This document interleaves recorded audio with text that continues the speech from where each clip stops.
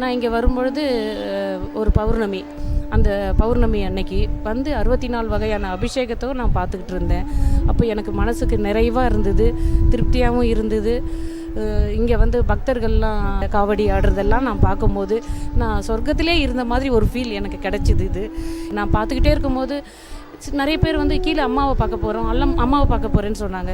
என்ன எல்லாம் அம்மாவை பார்க்க போகிறேன்னு சொல்கிறாங்களே அப்படின்னு நினச்சிட்டு நான் என்னை யாரையும் கூப்பிடலை. நான் எல்லோரும் போகிறாங்க, நம்மளும் போவோம் கீழே அப்படின்ட்டு நானே இறங்கி கீழே வரும்பொழுது அங்கே வந்து நம்மளோட குருஜி பரத்வாஜ் சுவாமிகள் அம்பாள் ரூபத்தில் அங்கே உட்காந்து காட்சி கொடுத்தாரு. எனக்கு புவனேஸ்வரி அம்மாவும் பாலா திரிபுர சுந்தரியாவும் வாராகி அம்பாளாவே இருந்து உட்காந்து எனக்கு ஆசீர்வாதம் கொடுத்தாரு. அப்போ எனக்கு நிறைஞ்ச மனசோட நான் எங்கே வந்து சேரணுமோ அங்கே வந்து சேர்ந்துட்டேன் அப்படிங்கிற மனசு எனக்கு உடனே எனக்கு அது திருப்தியாக இருந்தது. அடுத்த பூஜையில் பார்த்திங்கன்னா வாராகி அம்பாள் பூஜை பண்ணார் நம்மளோட குருஜி. அந்த பூஜையில் வந்து சில விஷயங்கள்லாம் எனக்காகவே அந்த ஸ்பீச் கொடுத்தாரு.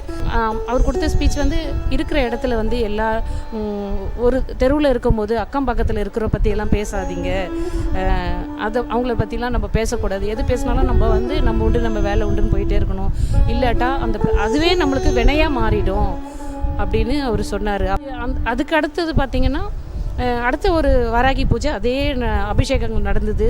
அந்த வாராகி அபிஷேகத்தில் சுவாமிஜி கையால் எனக்கு மஞ்சள் குங்குமம் கொடுத்தாரு. நான் அதை நிறைஞ்ச மனசோட அம்மா வாராகி அம்மான்னு நான் அதை வாங்கின உடனே கொஞ்ச நாளில் எனக்கு திருப்பியும் கூப்பிட்டு ஒரு ஃபோட்டோ கொடுத்து வாராகி அம்பாள் ஃபோட்டோ கொடுத்து இவளை கொண்டு போய் வழிபாடு பண்ணு அப்படின்னு சொன்னார். நான் ஒரு குரூப்பாக சேர்த்து எல்லாரையுமே நான் வாராகி அம்பாள் ஃபோட்டோ நம்ம குருஜி கையால் வாங்கின அந்த வாராகி ஃபோட்டோவை எடுத்துகிட்டு போய் அன்றைக்கி வெள்ளிக்கிழமை அன்றைக்கே எடுத்துகிட்டு போய் நாங்கள் பூஜையை ஆரம்பித்தோம். சிறப்பாக நடந்தது பூஜைகள்லாம். இப்படியே நாங்கள் வாரம் வெள்ளிக்கிழமை நாங்கள் ஃபோட்டோ வச்சு வழிபாடு பண்ணிக்கிட்டே இருந்தோம்.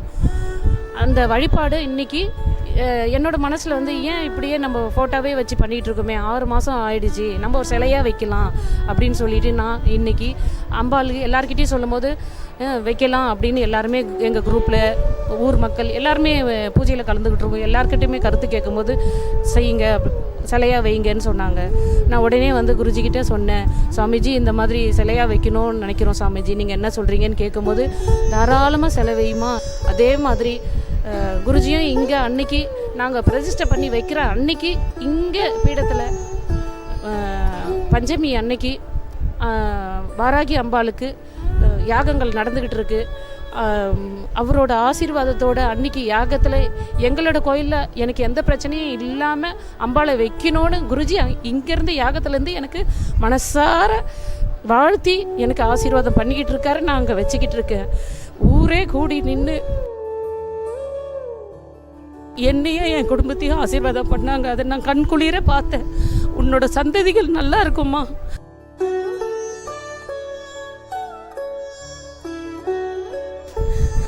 எனக்கு இந்த அளவுக்கு கொடுத்ததுக்கு என் உயிர் உள்ள வரைக்கும் குருநாதருக்கு நன்றி நன்றி நன்றி.